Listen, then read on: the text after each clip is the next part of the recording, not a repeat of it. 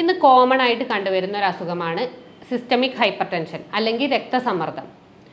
Common ആയിട്ട് ആളുകൾ പറയുന്നതാണ് BP എന്നുള്ളത്. പണ്ട് കാലങ്ങളിൽ വയസ്സായവരിൽ മാത്രം കണ്ടുവരുന്ന ഒരു അസുഖമായിരുന്നു രക്തസമ്മർദ്ദം. പക്ഷേ ഇന്ന് ചെറുപ്പക്കാരിൽ വരെ അത് കണ്ടുവരുന്നുണ്ട്. കോവിഡിന് ശേഷമാണ് ചെറുപ്പക്കാരിലുള്ള രക്തസമ്മർദ്ദം കൂടിയിട്ടുള്ളത്. അപ്പോൾ ഇന്നത്തെ വീഡിയോയിൽ നമ്മൾ പറയുന്നത് എന്തുകൊണ്ടാണ് രക്തസമ്മർദ്ദം ഉണ്ടാവുന്നത്, അതേപോലെ ചെറുപ്പക്കാരിൽ ഇത് കൂടാനുള്ള കാരണം എന്താണ്, അത് കാരണം എന്തൊക്കെ കോംപ്ലിക്കേഷൻസ് ആണ് ഉണ്ടാവുന്നത്, അതുപോലെ തന്നെ ഇതെങ്ങനെ നമുക്ക് വീട്ടിൽ നിന്ന് കുറച്ചെടുക്കാം എന്നുള്ളതാണ് പറയുന്നത്.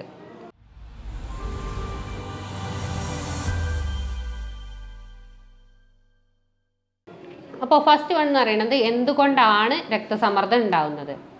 അപ്പോൾ മെയിനായിട്ട് പറയുന്നത് പ്രായമായവരിലാണ്. പക്ഷേ കോവിഡിന് ശേഷം കൂടുതലാവാൻ കാരണം നമ്മുടെ ജീവിതശൈലിയാണ്. ജീവിതശൈലിയിൽ ഉണ്ടാകുന്ന മാറ്റങ്ങൾ, സ്ഥിരമായിട്ടുള്ള ഹൈ കലോറി ഫുഡ്, കൂടുതലായിട്ട് ഊർജ്ജം ശരീരത്തിലെത്തുകയാണ്. ഊർജ്ജം കൂടുതലായിട്ട് പെട്ടെന്ന് ശരീരത്തിൽ എത്തിക്കഴിഞ്ഞാൽ അത് എവിടെ ഡെപ്പോസിറ്റ് ചെയ്യണം എന്നുള്ളത് ശരീരത്തിന് അറിയില്ല.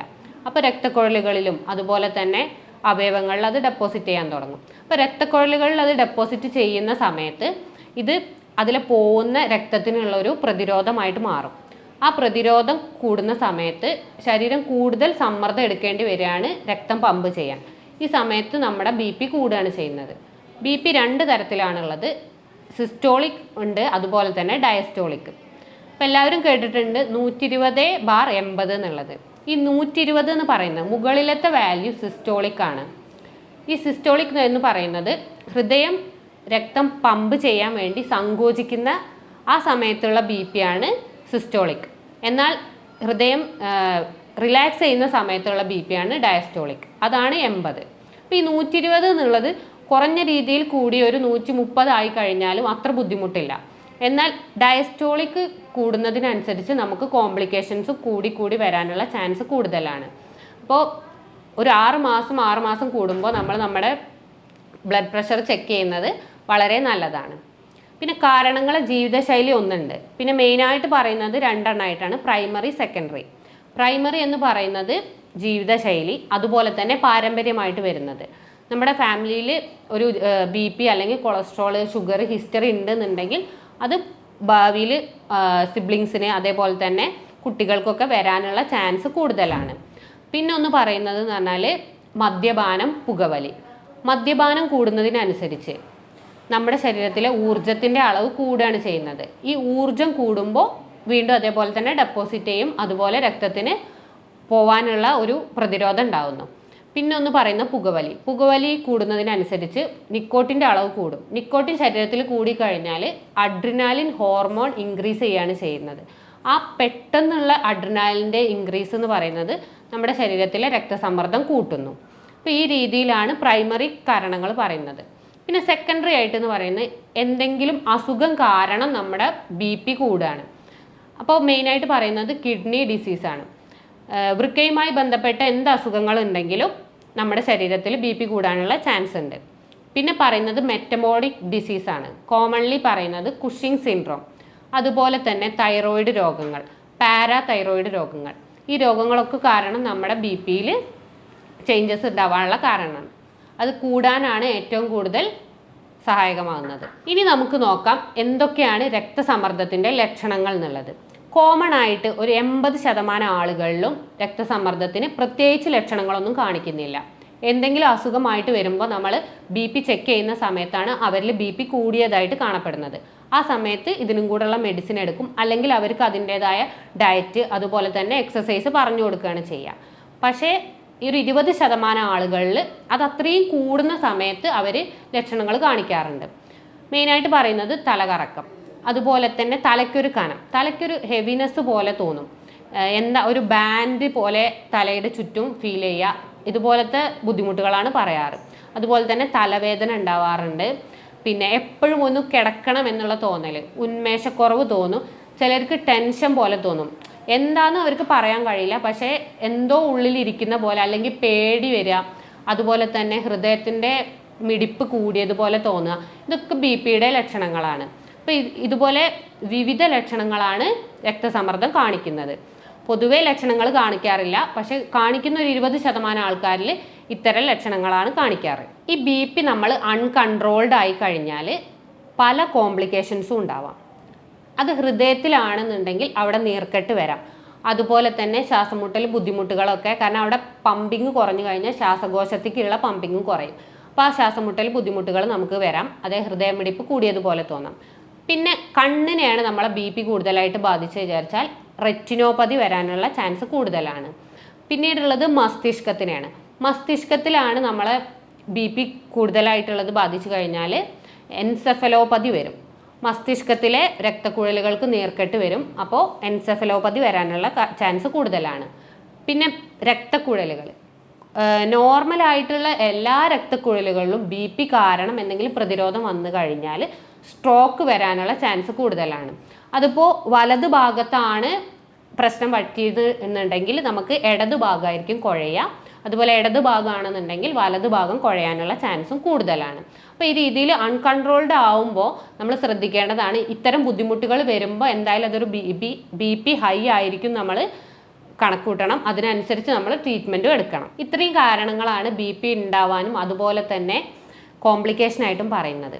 അപ്പോൾ ഇതെങ്ങനെ നമുക്ക് നിയന്ത്രിക്കാം എന്നാണ് അടുത്തതായിട്ട് നമ്മൾ നോക്കുന്നത്. മെയിനായിട്ട് എല്ലാവർക്കും അറിയുന്ന പോലെ തന്നെ ഉപ്പിലിട്ട സാധനങ്ങൾ അല്ലെങ്കിൽ ഉപ്പിൻ്റെ അളവ് കുറയ്ക്കാം. ഉപ്പിൻ്റെ അളവ് എത്രയാണ് നമുക്ക് നോക്കാം.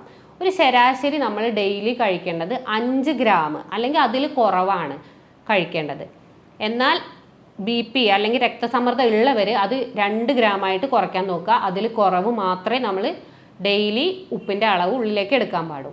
പിന്നെ ഉപ്പ് എന്ന് പറയുന്നത് ഉപ്പിലിട്ടത് അല്ലെങ്കിൽ ഉണക്കമീൻ ഇതിൽ മാത്രം അടങ്ങിയ ഒരു സാധനമല്ല.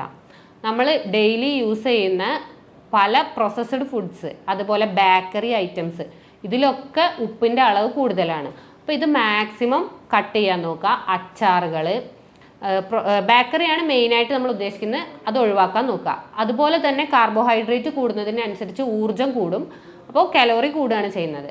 അപ്പോൾ ബേക്കറി ഐറ്റംസ് കംപ്ലീറ്റ് ഒഴിവാക്കിയാൽ തന്നെ നമ്മുടെ BPയുടെ അളവ് കുറയും. പിന്നെ പറയുന്നത് പൊട്ടാസ്യത്തിൻ്റെ അളവ് കൂട്ടുക. പൊട്ടാസ്യം എന്തിലാണ് ഉള്ളത് വിചാരിച്ചാൽ ബനാന, അതുപോലെ തന്നെ പുളിയുള്ള പഴങ്ങളിലാണ് മെയിനായിട്ട് പൊട്ടാസ്യം കാണുന്നത്. അപ്പോൾ പൊട്ടാസ്യത്തിൻ്റെ അളവ് ബോഡിയിൽ കൂടുതലാക്കുക, അതുപോലെ തന്നെ സോഡിയത്തിൻ്റെ അളവ് കുറയ്ക്കുക. ഈ 2 കാര്യങ്ങൾ ചെയ്തു കഴിഞ്ഞാൽ തന്നെ BP കുറയും.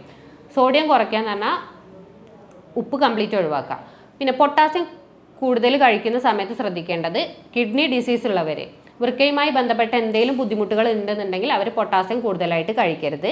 അതുപോലെ തന്നെ ഇടയ്ക്ക് ചെക്ക് ചെയ്തതിന് ശേഷം 5-ൽ കൂടുതലാണ് പൊട്ടാസ്യത്തിൻ്റെ അളവ് കണ്ടുന്നുണ്ടെങ്കിൽ അവരും പൊട്ടാസ്യം കൂടുതലായിട്ട് കഴിക്കരുത്.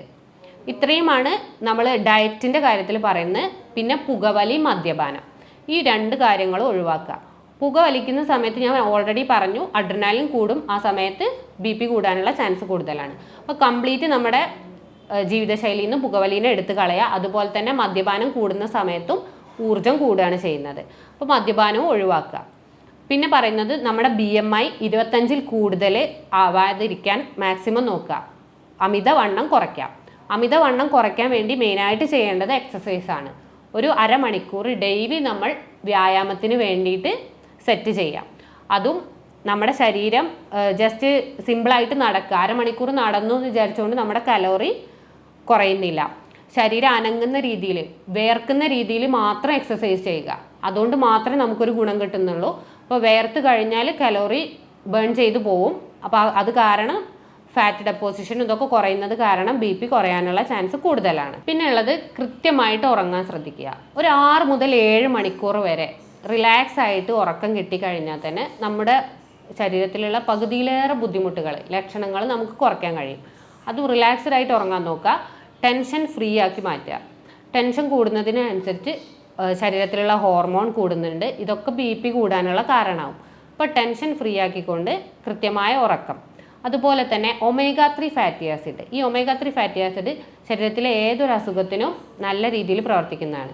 മത്തി, അയില ഇങ്ങനത്തെ മീനുകൾ, അല്ലെങ്കിൽ ഇത് കഴിച്ചിട്ട് നമുക്ക് ബുദ്ധിമുട്ടുകൾ കുറയുന്നില്ല എന്നുണ്ടെങ്കിൽ നമുക്ക് omega-3 ഫാറ്റി ആസിഡിൻ്റെ സപ്ലിമെൻറ്റ്സ് ആയിട്ടും എടുക്കാം.